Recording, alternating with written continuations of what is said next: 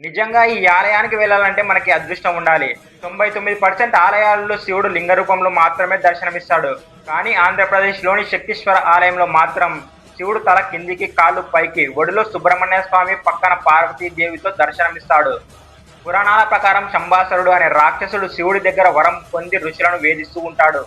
ఆ రాక్షసుని యమధర్మరాజు మాత్రమే సంహరించగలడు అని తెలుసుకొని ఋషులందరూ రక్షణ కోసం యమధర్మరాజు దగ్గరకు వెళ్తారు.